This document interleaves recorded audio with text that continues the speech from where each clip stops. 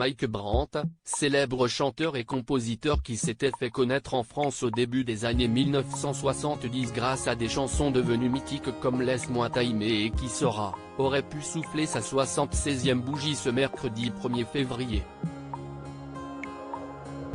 Mais il est hélas décédé à seulement 28 ans le 25 avril 1975, dans d'étranges circonstances.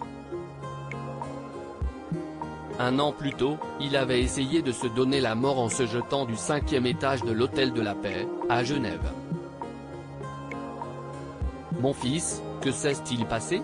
avait hurlé sa mère en lui rendant visite dans sa chambre d'hôpital, s'est souvenu le frère du défunt artiste dans les pages du Point en avril 2021. « J'ai fait quelque chose de stupide, maman. Je suis désolé, avait-il répondu.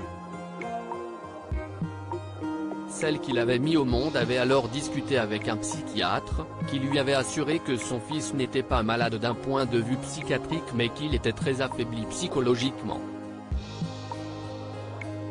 Elle s'était alors décidée à le ramener dans leur pays d'origine, l'Israël, afin qu'il rencontre des spécialistes capables de soigner ses traumatismes liés à la Shoah.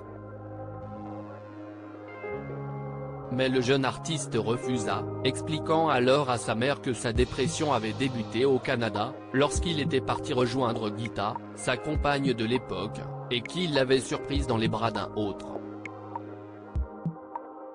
Mike avait sauté par la fenêtre. Son état s'était alors aggravé à son retour à Paris, lorsqu'il découvrit qu'il avait été cambriolé. Il était alors parti à l'hôpital de Genève pour suivre un traitement. Et, un jour, il a rejoint son producteur Simon Weintraub à l'Hôtel de la Paix de Genève pour lui dire qu'il n'allait pas bien du tout et qu'il avait besoin de 2-3 mois de repos. Simon s'est énervé en lui rappelant qu'il devait honorer son contrat. Les deux hommes se sont disputés. Simon est parti prendre une douche et, lorsqu'il est sorti de la salle de bain, Mike avait sauté par la fenêtre.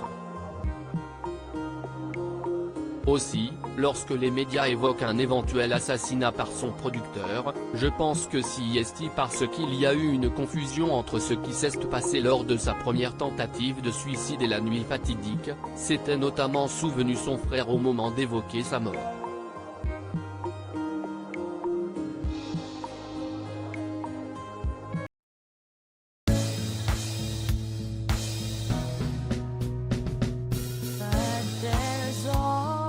Through the rough times